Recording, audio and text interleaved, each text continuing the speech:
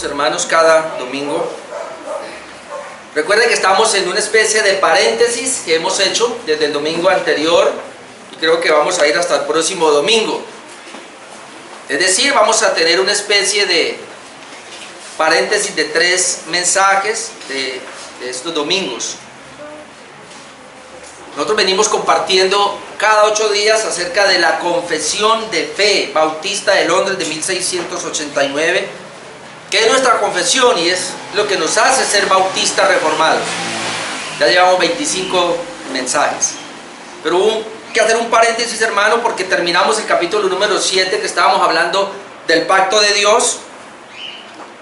Recuerden que la teología de nosotros es una teología pactual, no dispensacional, pactual. Creemos en los pactos y creemos que Dios actúa por medio de los pactos que Él ha hecho. Definíamos 3 pactos en la Biblia: el pacto eterno de redención, que luego comienza a desarrollarse en el pacto de la gracia, que tiene que ver con todos los pactos que usted ve en el Antiguo Testamento: pacto con Noé, pacto con Abraham, pacto con Moisés, pacto con David, y luego el nuevo pacto con el Señor Jesucristo, estableciendo el pacto de gracia. Y hay un pacto de obras, que fue el pacto que Dios hizo con Adán como nuestro representante, y que al fallar, entonces nosotros tenemos la herencia del pecado. Y que por esa herencia del pecado de Adán, al fallar en ese pacto de obras, entonces Dios había decretado el pacto de gracia que se llevó a cabo. Pero estamos viendo, y le dije que al terminar ese capítulo 7 de nuestra confesión de fe, cae como anillo al dedo hablar, hermanos, de las señales o de los signos del pacto, ya que cada pacto tiene signos. Hay leyes que el Señor ha dejado para cada pacto, y por eso es muy bueno estudiar la teología pactual, porque nos vamos dando cuenta, hermanos, y en esa teología pactual hemos entendido que la ley está dividida en 3.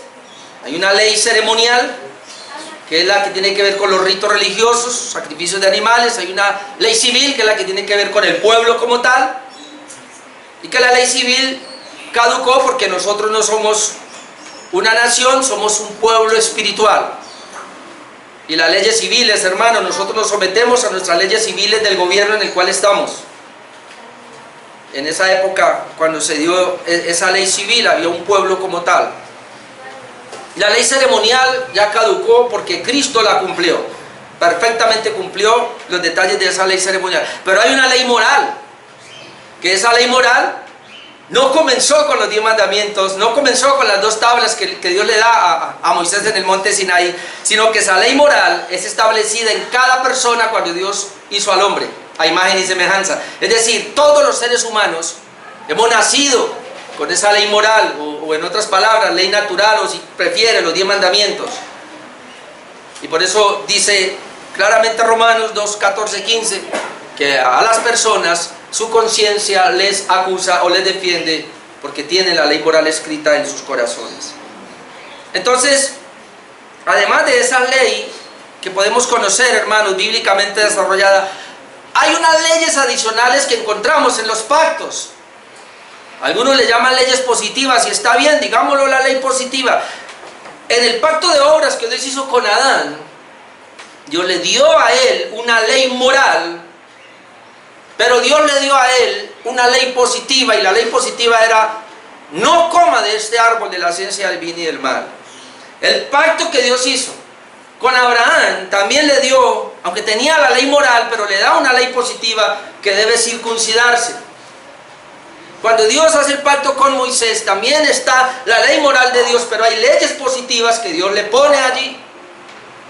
Y recuerden que esas leyes positivas, en este caso de todos los mandamientos y prácticas que tenían que hacer de sacrificio, era única y exclusivamente para que ellos vieran la imposibilidad de cumplir la ley de Dios, para que pudieran ver al Redentor. Recuerden, hermanos, que el pacto de gracia comienza en Génesis 3:15, en lo que se llama el protoevangelio, y se establece con la muerte de Jesucristo, que es lo que vamos a ver ahora. Y entonces el Señor comienza a dar leyes que, además de la ley moral, las personas de ese pacto deben cumplirla. Y nosotros, hermanos, estamos en lo que se llama el nuevo pacto, que es el cumplimiento del pacto de gracia. Y cuando el Señor establece el pacto de gracia, se cumple el pacto de gracia, como lo vamos a mirar ahora, con su muerte y su resurrección, Dios, Jesús, también establece leyes positivas. Hermanos, tú y yo, como creyentes, como hijos de Dios, como pueblo de Dios, estamos sometidos totalmente a la ley moral de Dios, a los 10 mandamientos. Tú y yo debemos guardar los 10 mandamientos, no para salvación, sino porque somos salvos.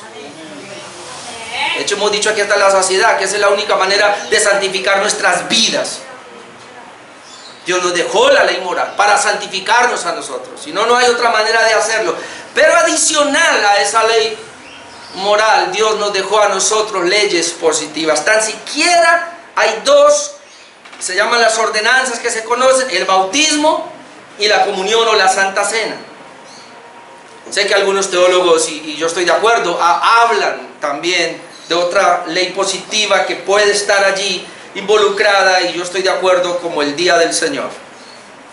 Yo lo veo como una ley positiva también para el pueblo de Dios. Ahora, lo interesante de estas leyes positivas es que, hermanos, se dan solamente en cada pacto. Amén. No pasan a los otros pactos. Es decir, Dios no le pide a usted que se circuncide. Porque esa ley, aunque era positiva y era externa, nos hablaba de una condición interior del corazón, que Dios circuncida el corazón en el nuevo nacimiento. Entonces, precisamente por eso, hablando de los pactos, estamos mirando la Cena del Señor. Hace 8 días vemos la primera parte, voy a hablar la segunda parte, que tiene que ver con su significado, pero brevemente le digo lo que hablábamos hace 8 días. Le dije que me estoy basando en el libro de Guy o Guy, Prince, bueno, yo no sé inglés, pero el libro es La Cena del Señor como signo y comida de la nueva alianza. Y esto de comida me llamó la atención, como llamó hace 8 días, hermano, porque hay una bendición cuando el pueblo de Dios, no la mistura, hermanos, es el pueblo de Dios, los regenerados, como cuando ellos tienen comunión y comen juntos, hay una bendición de Dios enorme. Amén. No la mistura, porque es que hoy día usted no tiene comunión cuando usted come con un impío. Así se congregue con nosotros, así lleve los años que lleve, pero si no es regenerado, es un impío y con él no hay comunión. Veamos 8 días una definición de lo que es un pacto. Otra vez, esto hay que seguir dándole, hermano, porque es un tema, como es un tema que no es conocido. Solamente usted lo oye, este tema solo se escucha en las iglesias reformadas. Usted no va a encontrar estos temas de los pactos en una iglesia por ahí arminiana, jamás. Solamente es porque somos una iglesia histórica que venimos nosotros. Es más, la teología pactual siempre ha estado en la historia del cristianismo. En cambio, los dispensacionalistas comenzaron apenas hace 150 años. Ahí es donde tú y yo necesitamos conocer la historia del cristianismo para ver en dónde estamos parados. Porque muchas iglesias hoy día y muchos pastores están parados en doctrinas que son nuevas, que ni siquiera son antiguas, no son de la historia de la iglesia. La teología pactual es bien antigua, bien vieja. Veíamos los signos del pacto, veíamos la comida del pacto, es decir, hablábamos de la Pascua, y alcanzamos a introducir el nuevo pacto con la Cena del Señor. Y allí veíamos como Guy o Guy, no sé cómo se dirá, dice lo siguiente, dice: junto con los pactos también hemos observado que Dios proporciona señales para acompañar estos pactos. Estas señales sirven para mostrar de forma tangible, esto es impresionante, dice, estas señales sirven, lo que hicimos ahora, participar de la cena, para mostrar de forma tangible, usted lo tuvo en sus manos, las promesas que Dios ha hecho a su pueblo. Las señales confirman al pueblo de Dios la verdad de sus promesas. En manos del Espíritu fortalecen la fe. Yo espero que así haya sido esta mañana al participar de la mesa. Y por medio del Espíritu Santo, estas señales fortalecen la fe, ayudando a los creyentes a combatir la incredulidad y a servir a Dios en este mundo. Uno de los 2 signos del pacto que Dios instituyó bajo el nuevo pacto es la Santa Cena. Este signo particular es también una comida. Las comidas son una característica recurrente de los tratos de Dios con el pueblo.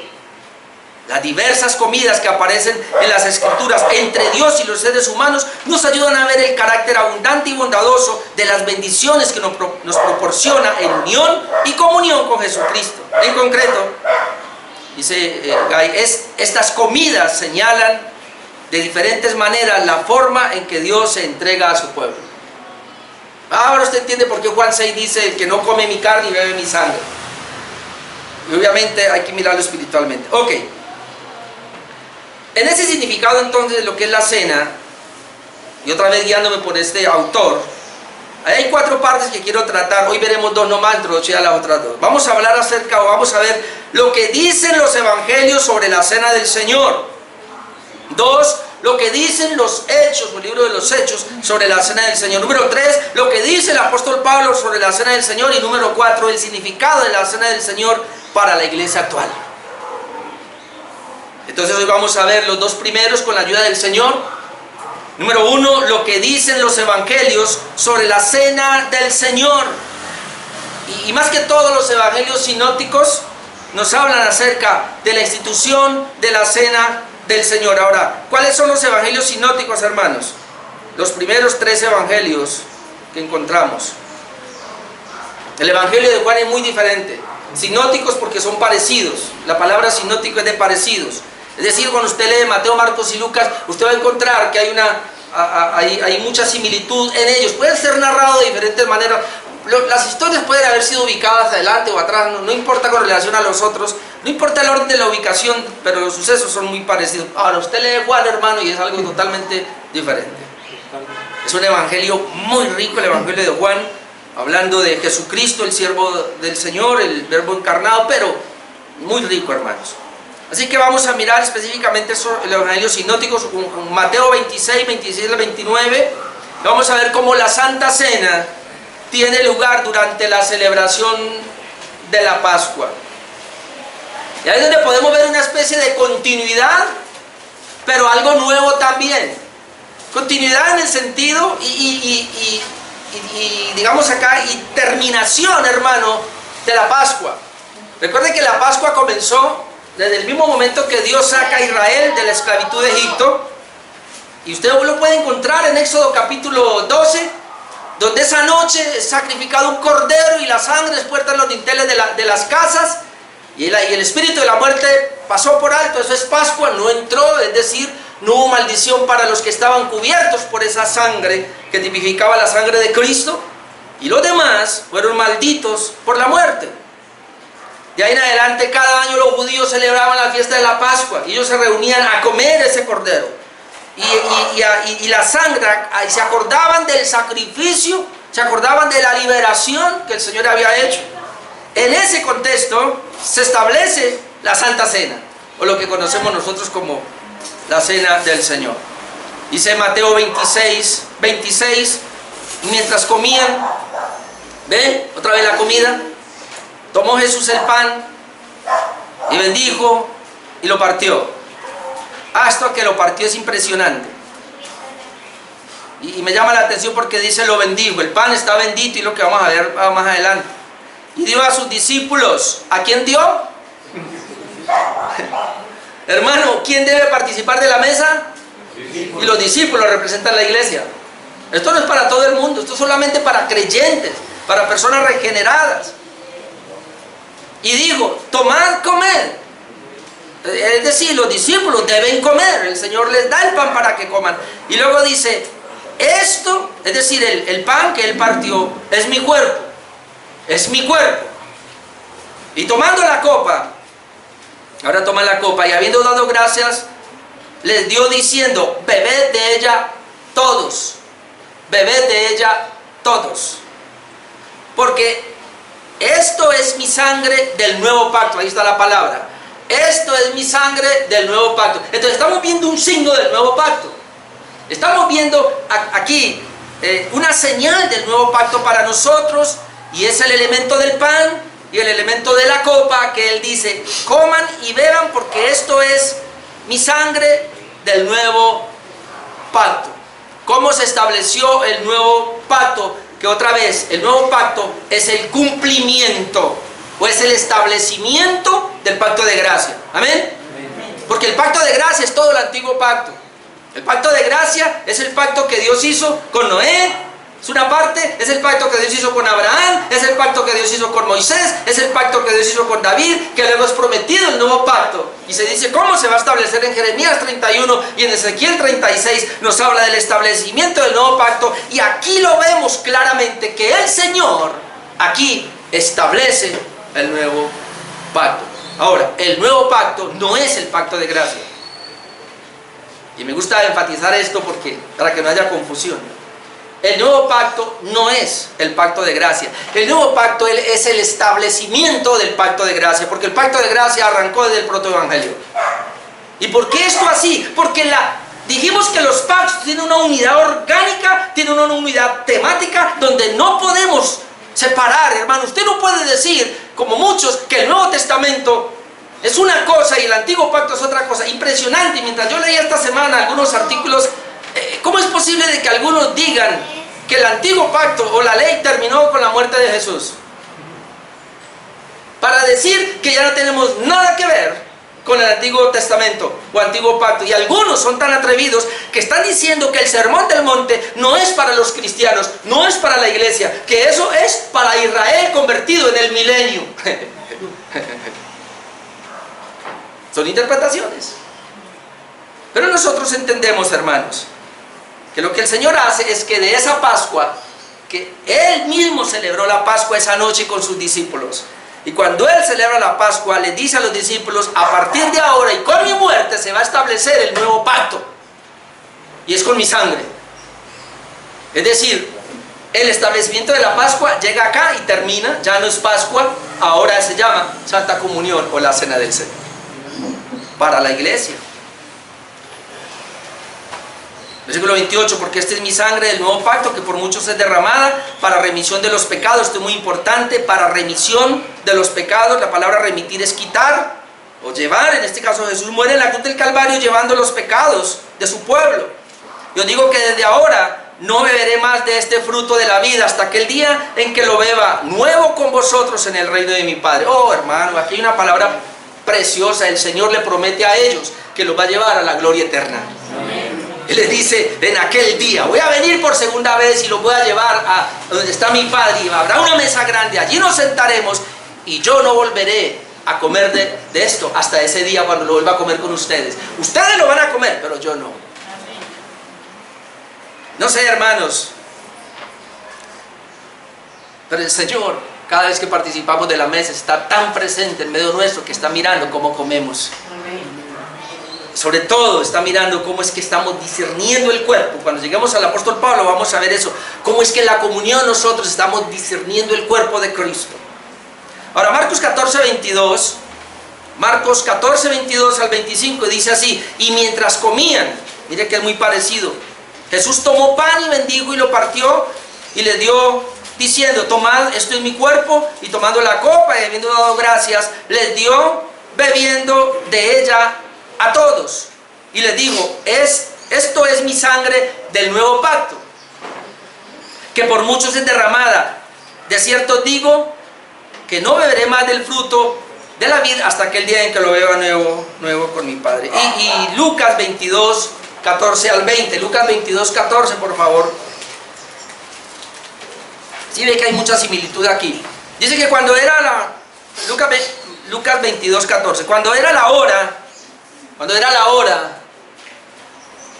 y me gusta mucho cuando aparece esto así, hermano, porque cuando dice que cuando era la hora, es decir, ni antes ni después, sino que fue exactamente como Dios lo había decretado. Amén. Usted y yo, que sabemos y entendemos el decreto de Dios, nos gozamos cuando vemos esto, cuando era la hora. Por eso, mi hermano, míreme, no se asuste. No importa la manera, eso es lo de menos. No se asuste cuando se le muera un ser querido, porque esa era la hora. Amén. Para esa persona. Amén. Cuando era la hora, se sentó a la mesa y con él los apóstoles. Y les dijo, ¿cuánto? Miren lo que Jesús les dice, ¿cuánto he deseado comer con vosotros esta Pascua antes que padezca? Es decir, voy a comer con ustedes la última Pascua. Aquí se acaba la Pascua. Y por eso yo tenía el deseo de comer con ustedes esta Pascua. Luego dice, porque os digo que no la comeré más Y aquí ya está introduciendo el nuevo pacto. Note, en la misma Pascua, y mete la cena, no la comeré más hasta que se cumpla en el reino de Dios. Usted ve ahí, hermano, una unidad. Que la Pascua para los judíos el Señor la come como un buen judío, pero Él está introduciendo ahora la Santa Cena y dice es lo mismo, con una diferencia, que ellos, los judíos, mataban un cordero, derramaban la sangre que era tipo del cordero. Nosotros no necesitamos matar el cordero, porque ya está muerto, ya murió por nosotros. Ahora es por la fe en su sangre, la fe en el acto de participar. No la comeré más hasta que se cumpla en el reino de Dios. Y habiendo tomado la copa, note, en ese mismo momento, habiendo tomado la copa, dio gracias y dijo: tomad, tomad esto y repartidlo entre vosotros, porque os digo que no beberé más del fruto de la vida hasta que el reino de Dios venga. Ahora, el reino de Dios venga aquí, y quiero aclarar esto, porque los dispensacionalistas dicen que se da cuenta que el reino no ha venido y el reino va a venir en el milenio. No, hermanos, el reino del Señor ya vino. La Biblia claramente dice que Jesús trajo el reino de Dios y lo estableció. Lo que pasa es que aquí está hablando de la venida del reino, el establecimiento total del reino de Dios. Hay una palabra que usamos que nos ayuda. Nosotros vivimos en el ya y el todavía no. Es decir, el reino ya se inauguró, pero nosotros estamos en el reino del Señor. Pero cuando el Señor venga por segunda vez, entonces establecerá su reino. Es muy parecido al pacto de gracia que comenzó en el protoevangelio, y todas las generaciones del antiguo pacto vivieron bajo ese pacto de gracia hasta que el Señor vino y estableció el pacto de gracia. Es decir, en Génesis 3:15 se prometió la simiente, y esa simiente viene y nace y ahí se establece. Ahora el Señor aquí está prometiendo la venida del reino, aunque ya lo inauguró, lo inaugura, pero luego viene y lo completa. Nosotros estamos en el reino. Dice el versículo 19: y tomó el pan y dio gracias y lo partió y le dijo, y le dio diciendo: esto es mi cuerpo que por vosotros es dado. Mire lo que añade Lucas: haced esto en memoria de mí. Cuando participamos de la cena, tiene que ser en memoria de Él, en memoria de su sacrificio, en memoria de su entrega, es más, en memoria de su misma renuncia a la misma gloria del Padre al encarnarse y venir por nosotros. Pues como veíamos el jueves, la salvación de nosotros no solamente depende de la muerte de Jesús, sino de la vida de obediencia suya. Los teólogos llaman a esto la obediencia pasiva y la obediencia activa. Somos salvos por la obediencia pasiva de Cristo, de pasión, pasiva de pasión. Es decir, cuando Cristo muere en esa cruz de una manera que está padeciendo en esa cruz, esa es la obediencia pasiva, muerte de cruz. Pero la obediencia activa arranca desde el momento que Él se encarna, es circuncidado al octavo día y Él cumple la ley tan perfectamente que esa es la justicia de Dios. Los que vieron el jueves me entienden mejor. Usted que no vino el jueves, le toca entonces cuando se suba este mensaje a YouTube que lo pueda ver, hermano, porque es la única manera de poder comprender. Y si usted quiere ahondar un poco más en esto, le toca entonces ver los temas de Gálatas que estoy predicando en Tuluá. Todos están subiendo a nuestro canal de YouTube. Así que, hermano, si usted es miembro de esta iglesia, usted todos estos mensajes los está viendo. Amén. Gloria a Dios. Haced esto en memoria de mí. De igual manera tomó, después que hubo cenado, tomó la copa diciendo: esta copa, y otra vez, es el nuevo pacto en mi sangre que por vosotros se derrama. Entonces el pan y la copa nos hablan del sacrificio de Cristo por el perdón de pecados. Y en esta parte, este doctor Gay lo detalla de una manera que me llamó la atención y por eso lo traigo. Él dice: la cena no está anexa a la comida pascual. No está anexa a la comida pascual. Yo estoy viendo esa unidad, hermano, esa continuidad tan preciosa. Por eso dice que no es algo que viene de afuera, no es algo anexo. No está anexa a la comida pascual, sino que forma parte de la propia comida. La Santa Cena forma parte de la propia comida pascual, porque Dios no tiene dos pueblos, Dios tiene un solo pueblo, se llama la iglesia del Señor, tanto del antiguo pacto como del nuevo pacto. Esa es la parte que yo no le puedo entender a los dispensacionalistas, que Dios tiene un pueblo que se llama Israel y que tiene otro pueblo que se llama la iglesia. No, hermanos, Dios siempre ha tenido un solo pueblo, ahora se llama la iglesia. Sigue diciendo acá que forma parte de la propia comida. Dice, a la luz de este hecho, es decir, de esa comida, del establecimiento de la cena en la Pascua, lo que llama la atención es lo que no vemos en el relato de los evangelios o la institución de la cena. Usted lo leyó pero no lo vio. Bueno, de pronto lo vio porque se lo dije, pero en el relato no lo vemos. ¿Qué es lo que no vemos en esa institución? El cordero. El cordero era la pieza central de la comida pascual y suponemos que formaba parte de la comida que Jesús y sus discípulos celebraban juntos en la víspera de su muerte. Sin embargo, los evangelios no mencionan el cordero en relación con la cena del Señor. La razón por la que no hay ningún cordero en la cena del Señor es porque Jesucristo es el mismo cordero pascual. Esto es impresionante, hermanos. Jesús está comiendo un cordero en la cena pascual y Él dice, es el nuevo pacto que hago en mi cuerpo, mi sangre, pero no hay cordero, porque Él es el cordero. Ahora, impresionante, y como yo dije, ¿quién era un verdadero israelita? ¿Quién era un verdadero judío? Cuando el judío, hermanos, llevaba el cordero al sacerdote y él estaba allí y él veía que el sacerdote le metía el cuchillo y derramaba la sangre, si ese judío, si ese israelita podía ver espiritualmente al Cordero de Dios que quita el pecado del mundo, él era salvo, él era del pueblo de Dios. Si él lo hacía solamente ritualmente y no podía ver eso, hermano, él era un impío. Él era descendiente de Abraham en la carne, pero no en el espíritu, no de la promesa. Y eso aplica a nosotros también. Si usted viene aquí y participa de la cena y no puede discernir el cuerpo de Cristo, no puede ver, hermano. Yo a veces me tengo que abstener porque me meto allí y digo, ¿cómo es posible que hayas muerto por este pecador?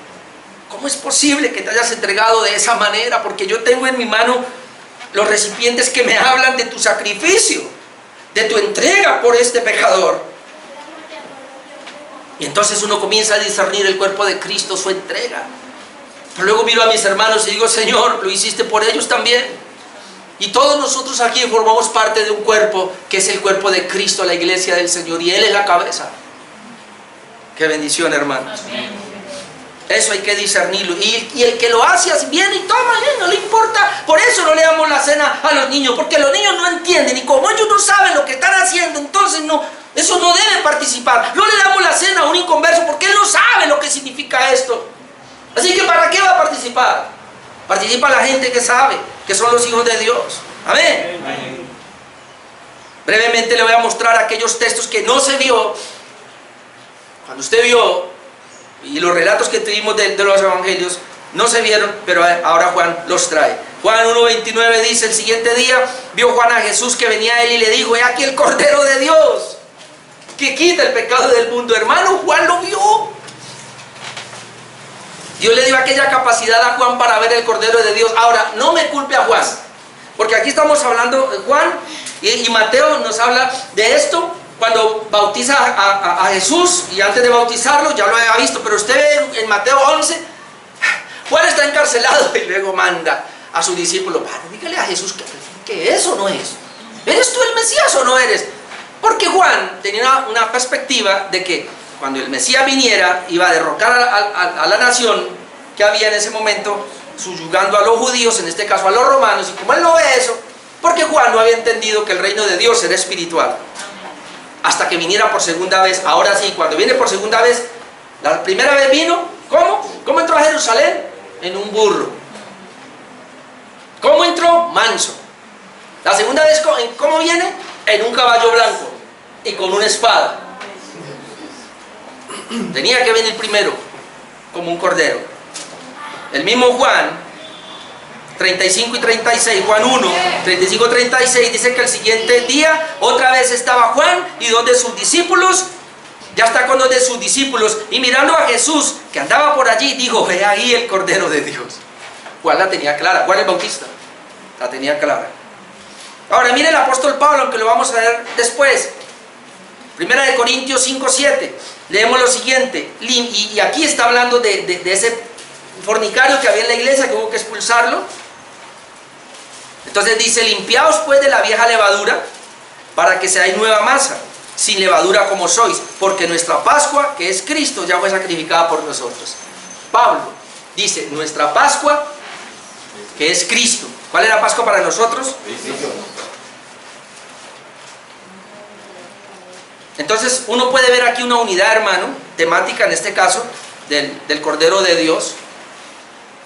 Y nosotros tenemos que aprender a ver ese Cordero de Dios. Amén. Sí, los israelitas, un Cordero de Dios literal, lo sacrificaban, pero ellos tenían que verlo espiritualmente. Ahora nosotros, hermano, espiritualmente y por la fe tenemos el Cordero. Ahora esto es impresionante porque, como decía Guy aquí, y lo habíamos leído, cuando uno tiene el pan en la mano y tiene la copa, hermano, o sea, Dios es tan tremendo y nos ayuda tanto en la fe, que nos dejó unas señales o unos signos literales, físicos, para que no nos olvidáramos, hermano. Yo no sé si a usted le pasa lo que a mí me pasa, pero yo entro a orar muchas veces, mi esposa me lo ha dicho, y yo entro a orar muchas veces y digo, Señor, si te pudiera ver. No sé si esa es la razón por la cual el Señor nos dejó los signos. Caramba, mire ese pan, ¿de dónde viene? Tienes un pedazo, ¿de dónde viene? Yo ayer hablaba con el pastor Pablo y le preguntaba, porque yo decía, pues yo no sé ahora qué hago, porque la idea es que ustedes, teniendo un pan, lo partamos y usted coge un pedazo, pero por higiene no lo hacemos. Usted recibe el pedacito ya partido y mi esposa le da un cuchillo. El pastor Pablo me decía, bueno, pues consigue un pan entonces y lo parte para que haga la representación, se puede hacer, pero usted ya, imagínese, hermano, imagínese que usted tiene ese pedacito en la mano y no vaya a pensar que en la panadería nos vendieron el pedacito, no, ya nos vendieron un pan entero, que habla del cuerpo de Cristo. Y cuando se despedazó y usted tiene el pedacito, está diciendo, caramba, Señor, te moliste, como dice la palabra, fuiste molido por mí, pero no solo por mí, mi hermano tiene también un pedacito por él también. Y cuando ve la copa, hermano, esta copa tipifica tu sangre, Señor. Y entonces vamos a la realidad. Compramos las uvas, los ramilletes de uvas, y mi esposa les dio un proceso y le sacó el jugo. Y entonces nos está hablando de cómo el cuerpo de Cristo fue triturado y también le sacó el jugo, la sangre fue vertida. Esto está simbolizando la muerte de Cristo que tú y yo debemos ver cuando participamos del pan y de la copa. No, es que el Señor es una ayuda tan grande, hermano. Una ayuda. Cada vez que tenga usted el pan y la copa en la mano, es una ayuda. El Señor le está diciendo, ¿lo estás viendo? ¿Estás viendo mi muerte? Porque a veces somos cabezones y se nos olvida. Hermano, por eso desde que comenzamos a participar de la mesa aquí cada domingo, yo me alegro. Y yo sé que usted también se alegra. Porque algunos dicen por ahí, no, yo me acuerdo, ¿y por qué cada mes? No, porque para que no se venga una monotonía. Monotonía, hermano, usted ora todos los días y es monótono. Usted ora todos los días y es monótono. Entonces el culto para muchos pastores y para muchas iglesias, entonces es monótono también. Porque lo hacen cada 8 días y entre semana. ¿Por qué no participamos de la mesa también? Antes yo no participo entre semana, porque muchos dicen, si todo usted viniera lo haría. Porque se debe participar, dice la Escritura, el primer día de la semana obviamente, y cuando estemos todos reunidos.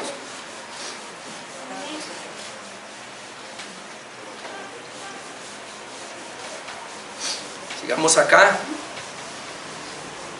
La muerte de Cristo en la cruz es el cumplimiento entonces del Cordero Pascual. Su sangre fue derramada para cubrir los pecados de su pueblo. Como lo veíamos el jueves, déjenme lo leo otra vez, Romanos 3, 24 y 25. Romanos 3, 24, siendo justificados gratuitamente por su gracia, note, mediante la redención que es en Cristo Jesús. La palabra redención es rescate. El Señor Jesús pagó un rescate, se lo pagó a Dios, porque tú y yo habíamos ofendido a Dios.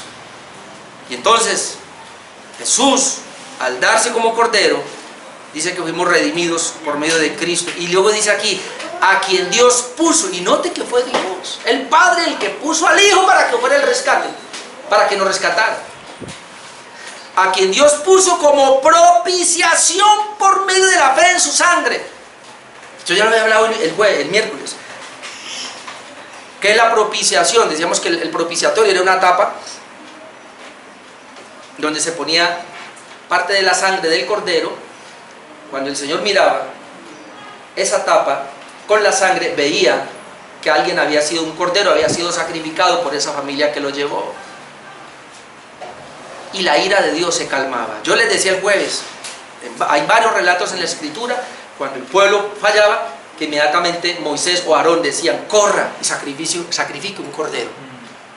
Y ese cordero inmediatamente hacía parar la ira de Dios. Hermano, sin la fe en la sangre, la ira de Dios está sobre el humano. ¿Por qué tenemos que hablar de Cristo? ¿Por qué tenemos que llevarle el Evangelio a nuestra familia, a nuestros conocidos? Porque si ellos no tienen la redención de Cristo, es decir, no son regenerados, no han nacido de nuevo, ellos están en pecado, en muerte espiritual, y la ira de Dios está sobre él, no el amor de Dios. Dios no está diciéndole al mundo impío, vengan a mí. Dios está, hermanos, es que derrama su ira sobre el pecador. Solamente la gracia de Dios y el Evangelio es la que le puede decir, si usted no se arrepiente de sus pecados, usted está expuesto al infierno. Amén.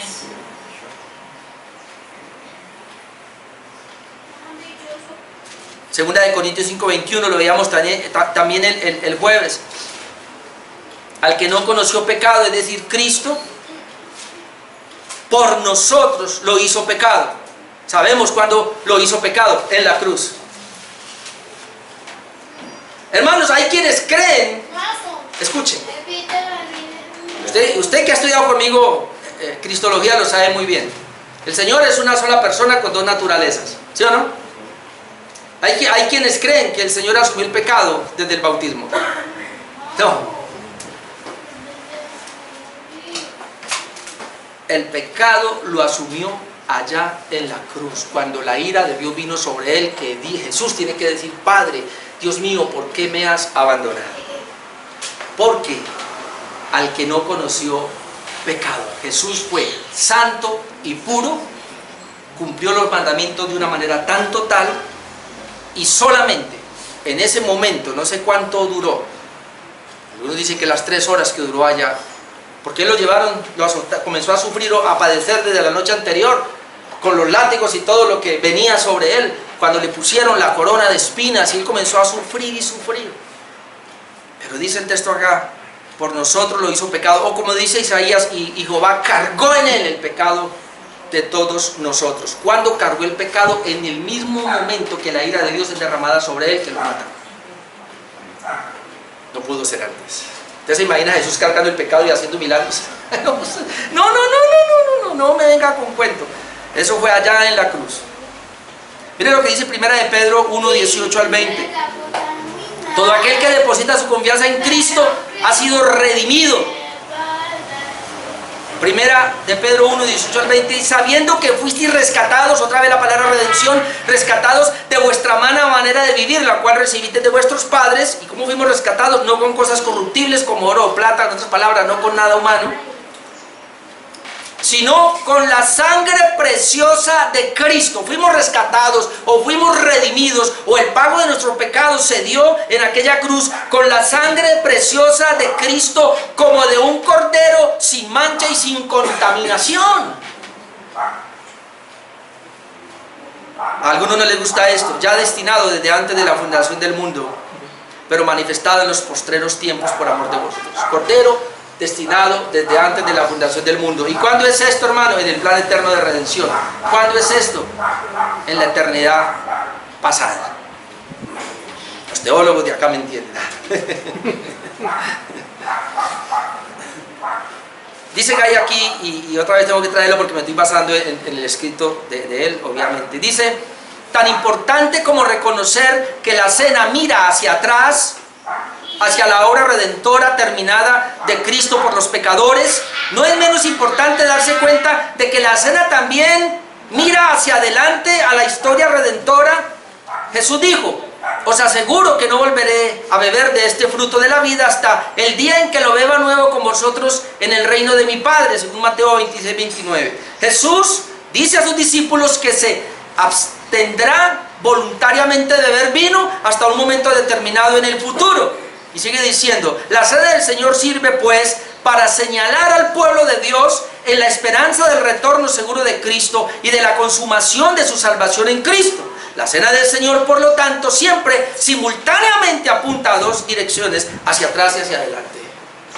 Eso es tener discernimiento del cuerpo de Cristo. Nosotros estamos 2000 años después de la muerte de Cristo, así que miramos atrás por la fe. Y desde el protoevangelio, Génesis 3:15, de ahí, desde Adán y Eva, de en adelante, todos los que nacieron, ellos tenían que mirar hacia adelante, hasta que llegó el Cordero de Dios. Y nosotros miramos hacia atrás hasta que vino el Cordero de Dios. Yo no sé si sea al mismo tiempo. Teníamos que comenzar a hacer cuentas. Si es el mismo tiempo de la promesa a la venida y esta a la venida, entonces nos faltan todavía como 4000 años más. 2000 años más por lo menos. No. Nadie sabe la hora. Amén. Estamos prestos ya a la venida de Cristo. Pronto, hermanos. En cualquier momento nos vamos. Amén. Usted dirá: pero la iglesia primitiva pensaba igual y por eso algunos no trabajaban. ¿Qué importa? El creyente debe vivir siempre como que ya viene el Señor. Amén, ya viene. Tenemos que estar listos, tenemos que estar preparados. Hoy es el día. Mañana puede ser tarde o de pronto para algunos. ¿Cuánta gente? Hermano, yo siempre hablo de esto, pero era un domingo en una iglesia que yo pastoreaba por allá por el barrio La Unión. Yo tenía el culto a las 4 de la tarde. En esa época tenía otro a las 6, eran dos y otro a las 6. Sí, eran las 7:15, 7:30 más o menos. Cuando un muchacho, el hijo de una señora que iba a la iglesia, llegó ahí, en esa época se llenaba tanto que la gente tenía que irse afuera y él estaba parado allá. Yo lo he evangelizado muchas veces, no quería venir, pero ese día vino ahí. No sé, se quedó allá parado, estuvo un rato, como 10 minutos o 15 minutos aguantó el mensaje y se fue. Terminamos el culto y cuando la señora llegó a la casa estaba la noticia de que lo habían matado ahí en la esquina. Y no solo, yo enterré como 7 hijos de hermanas de la iglesia. Yo pastoreaba en el barrio La Unión, obviamente en el retiro y en el vergel, que ustedes saben en esa época era bien pesado. Y a mí me tocaba ir, hermano, y ver a esos adolescentes allí. Y muchos de ellos lograron ir a la iglesia. Usted no sabe, no sabemos. Y no solamente porque alguien ande en malos pasos, no sabemos, hermano. Cualquier persona le puede pasar, en cualquier momento. El día que Dios dijo, ¿se acuerdan? Les quitas el hálito, dejan de ser. ¿Por qué tú eres ahora? Por el hálito de Dios. ¿Y quién le da ese hálito? Dios. Amén. Así que tenemos que andar así, en cualquier momento el Señor aparece. Ahora hay un punto muy importante, y es que los elementos, aunque ya lo había dicho, pero ahora lo voy a enfatizar más, ya están bendecidos. Algunas personas, de pronto yo era eso que oraba: Señor, por favor bendice este pan y esta copa. No sé si todavía oro así. Bueno, en un sentido puede ser, pero el pan y la copa ya están bendecidos. Porque Jesús fue maldito para darnos la bendición. Primera de Corintios 10:16 dice así, Primera de Corintios 10:16, la copa de bendición ya está bendecida. La copa de bendición, obviamente que bendecimos, no es la comunión de la sangre de Cristo por estar bendita, es la comunión. El pan que partimos y implícitamente podemos ver que está bendito, no es la comunión del cuerpo de Cristo. La Nueva Versión Internacional dice así, lo quise traer para que lo miráramos, dice: esa copa de bendición por la cual damos gracias. Me gustó más esa versión. Esa copa de bendición por la cual damos gracias. ¿Qué tenemos que hacer nosotros? Ya está bendita la copa, nosotros damos gracias. Ahora, ¿por qué está bendita, hermanos? por lo que significa, por la representación. No por tu oración, de que yo oro, que bueno, no hay problema, si quiere oremos para que el Señor la bendiga, pero ya está bendita porque es un acto de fe. En el mismo momento, hermano, que usted toma ese pan y esa copa con la fe, ya está bendita. Por eso dice Pablo, la copa de bendición, nueva versión internacional. Esta copa de bendición por la cual damos gracias, no significa que entramos en comunión con la sangre de Cristo. No sé si es por eso que la Iglesia Católica, ellos la embarraron. Ellos creen en la transubstanciación. Es decir, Cristo está en el pan y en la copa físicamente.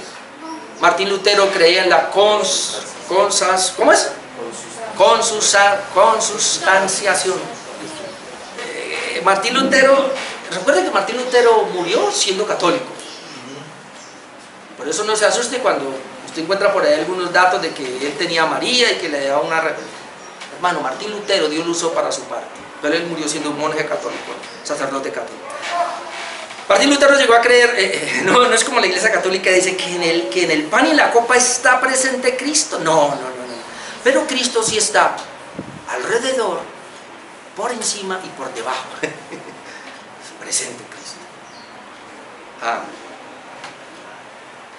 ¿Cuál es el otro? Mi esposa me ayuda, el que no le gusta, el que dice que yo no sé decir. Ulrico Zwinglio, ya lo dije bien. Sí. Ulrico Zwinglio, que es donde viene la mayoría de los tomaron el concepto los arminianos, que yo venía de ahí. Él enseñó esto, es un reformador, pero él dijo, no, a ver, la copa y el pan son meramente símbolos. Ya. Pero ahora viene Juan Calvino media, él dice, a ver, ni como Enrique Zwinglio, ni como Martín Lutero, mucho menos como los católicos. A ver, el pan y la copa son símbolos, sí señor Zwinglio, es verdad, son símbolos. Pero Martín Lutero, el Señor no está ni por arriba, ni por abajo, sino que Él está en los elementos, espiritualmente. No físicamente, como dicen los católicos, sino espiritualmente. Es que yo lo veo aquí. Mire lo que dice, otra vez lo voy a leer. 1 Corintios 10 dice: esta copa de bendición por la que damos gracias no significa que entramos en comunión con la sangre de Cristo. Ese pan que partimos no significa que entramos en comunión con el cuerpo de Cristo. Y si entramos en comunión es porque Dios está presente. Jesús está presente en el pan y en la copa espiritualmente. Amén. No corporalmente. Porque Jesús, una sola persona, dos naturalezas. La naturaleza de Cristo está a la diestra del Padre, allá se queda hasta el día que venga por segunda vez. Pero la persona de Cristo en la divinidad está espiritualmente en el elemento del pan y de la copa. Espero que no se haya confundido, porque mirarlo de esa manera, hermano, se hace tan relevante la cena. Es más, míreme bien, usted no perdería el próximo culto por venir a participar de la comunión. Porque yo le digo, no venir al culto y no participar es perderse de esa comunión. Yo no puedo conseguir. No, mi hermano. Y cuando lleguemos allá, no sé si alcance, claro que esto lo hacían mal, pero hay muchos debilitados, muchos enfermos, otros se han muerto. Tiene que ver con esto, mis hermanos, con no discernir el cuerpo del Señor. Para que esto sea real, entonces debemos participar con fe en el significado de cada elemento. Otra vez Gay nos presenta varias consideraciones. Tranquilo que el segundo punto que lo voy a sacar de los Hechos es rapidito. Dice Gay: la cena es profundamente una ordenanza de comunión con el Salvador. Por medio de la fe, el creyente se encuentra con Cristo, que alimenta espiritualmente su alma en esa cena. El hecho de que Cristo haya designado los elementos del pan y el vino para que se nos distribuyan refleja poderosamente una de las lecciones más básicas de la enseñanza de Jesús sobre la salvación. Esa lección es que somos receptores inmerecidos de la provisión gratuita de Dios en Cristo. Hermano, cada vez que participamos de la mesa, yo soy indigno de participar. La cena Además, refuerza simbólicamente una lección que Jesús enseñó con frecuencia sobre el reino. Es el don de Dios a los seres humanos, a los que Jesús caracterizó como pobres, es decir, desamparados y necesitados de salvación. Señor, soy indigno, no lo merezco, y yo soy salvo, no porque Dios vio algo en mí, sino porque soy de lo peor, pobre, vil, no soy nada delante del Señor, por su gracia. Sigue diciendo aquí Guy, implícitamente el hecho de que la cena sea una comida familiar, y me gustó esto, refuerza una distinción entre la iglesia y los que no forman parte de ella. Es decir, Jesús no invita a toda la humanidad a su mesa, invita a sus discípulos a venir, es decir, a su familia.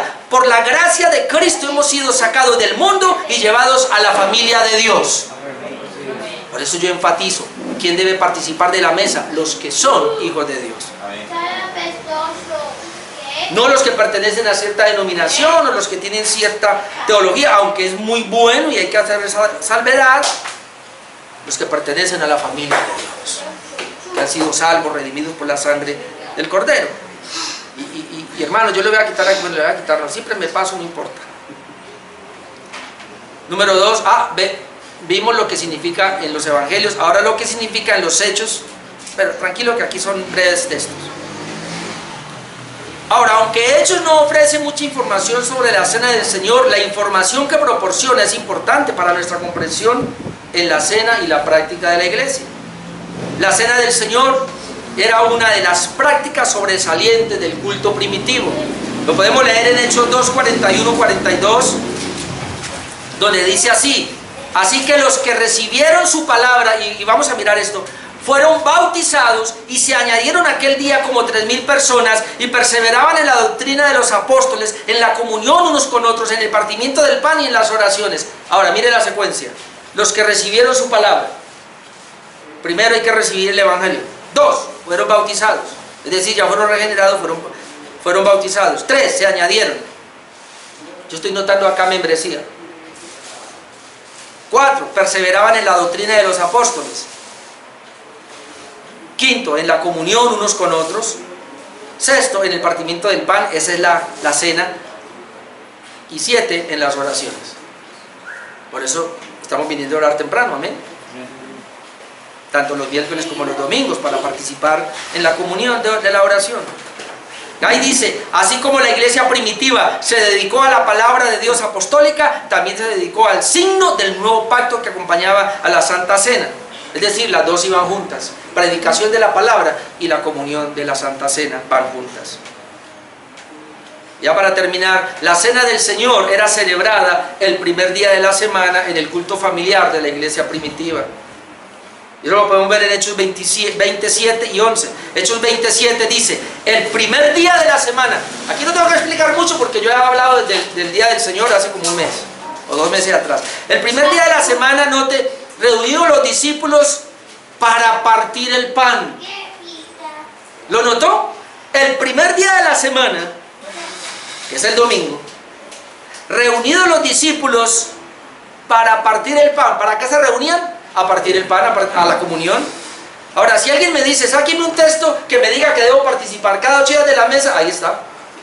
El primer día de la semana se reunían los discípulos a partir el pan. Pablo enseñaba, habiendo de salir al día siguiente, y alargó el discurso hasta la medianoche. Usted ya sabe, Eutico Tíquico se cayó, se murió, Pablo lo resucita, y luego dice el verso 11, después de haber subido, porque tuvo que bajar al primer piso, estaba en un tercero creo, después de haber subido y partido el pan y comido, habló largamente hasta la medianoche. En 1 Corintios 16, 1 y 2 nos dice, en cuanto a la ofrenda para los santos, haced esto también de la manera que ordené en las iglesias de Galacia. Note, cada primer día de la semana, cada uno ponga aparte algo según haya prosperado. Cada primer día de la semana. Pablo, cuando recogió la ofrenda que iba a recoger para Jerusalén, los necesitados de Jerusalén, dijo, lo voy a recoger el día del culto, que se hace cada primer día de la semana. Usted ya sabe por qué, porque es el día de la resurrección. Recuerde, Nuestro sabbat o nuestro día de reposo cristiano ahora es el día del Señor, el primer día de la semana. Para los judíos era el séptimo día, para nosotros es el octavo día. ¿No? Para los judíos era el séptimo día, para nosotros es el octavo día. El octavo día es un nuevo comienzo. Y es el nuevo pacto. Y ese nuevo comienzo es el primer día de la semana. Y termino con Apocalipsis 1:10, que ya sabe, dice él, yo estaba en el Espíritu en el día del Señor. Y todos los comentaristas dicen que aquí el día del Señor es el domingo. Es el primer día de la semana. ¿Y por qué? Porque celebramos la resurrección de Jesús. Así como los judíos en la Pascua celebraban la muerte, nosotros con la Santa Cena celebramos también la muerte, pero en el día celebramos la resurrección. Así que aquí hacemos dos cosas, empatamos. Celebramos la muerte de Cristo con la Santa Cena y celebramos la resurrección de Cristo en el día, con la cena en el día del Señor. Empatamos. Amén. Todo esto hace parte del nuevo pacto. Esa es los primeros dos significados de la Santa Cena. Dentro de 8 días terminaremos con cuál es el significado que le da Pablo y significado para nuestros días en la época actual. Estemos de pie, por favor, y vamos a orar.